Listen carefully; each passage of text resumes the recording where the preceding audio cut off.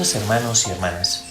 en la primera lectura de la carta a los Hebreos, el autor sagrado nos invita a ser perseverantes hasta alcanzar la meta definitiva, fundamento de nuestra esperanza, confiando en la promesa de vida que Dios ha manifestado a través de la persona de Cristo, sumo y eterno sacerdote.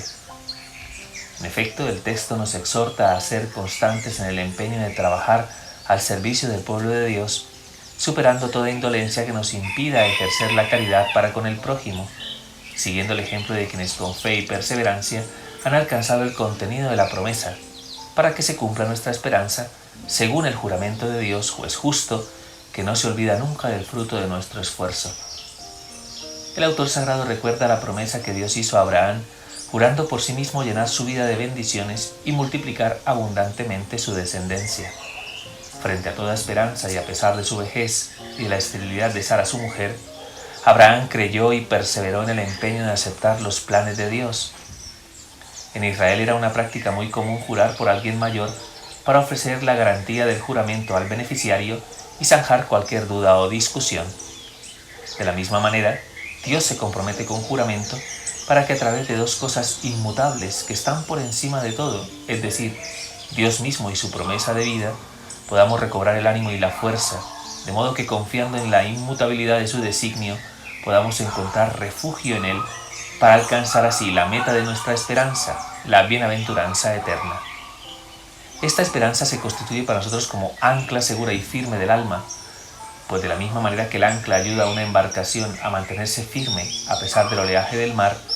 la esperanza de vida eterna nos ayuda a mantenernos firmes y seguros en medio de las tribulaciones y exigencias a la que está sometida la barca de nuestra existencia, hasta que podamos entrar en el descanso de Dios, penetrando más allá del velo del pecado que nos separa de la vida divina. El autor sagrado realiza una comparación entre la constitución de la antigua alianza,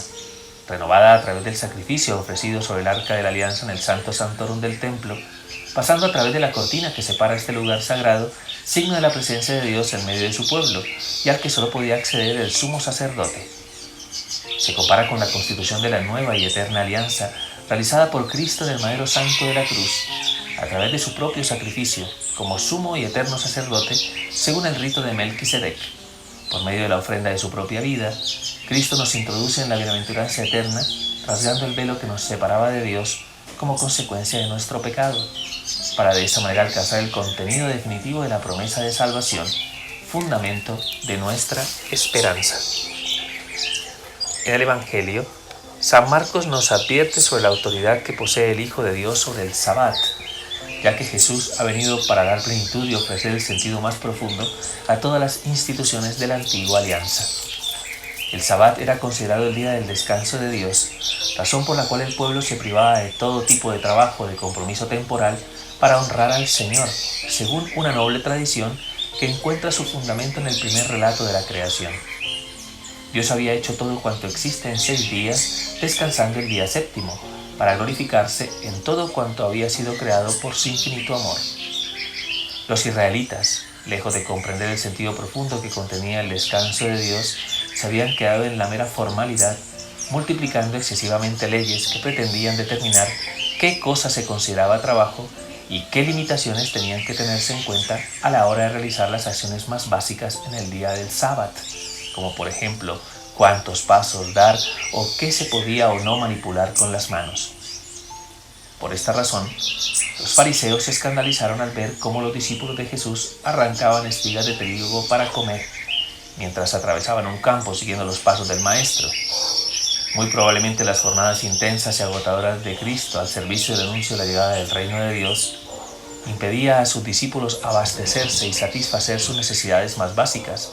por lo que aprovecharían la oportunidad para comer de esas espigas y no desfallecer por el camino. Al cuestionar al Maestro por hacer en sábado lo que no está permitido, pues se consideraba trabajo desgranar el trigo para comérselo, Jesús responde a los fariseos con una anécdota contenida en la palabra de Dios. En cierta ocasión el rey David y sus hombres se vieron faltos de alimento y por razón de necesidad se presentaron en la casa de Dios en tiempos del sumo sacerdote Abiatar para comer de los panes presentados que por ley solo podían comer los sacerdotes. Eso quiere decir que una razón de necesidad fue suficiente para superar la intransigencia de esta norma, puesto que Dios se complace en el bien de sus hijos.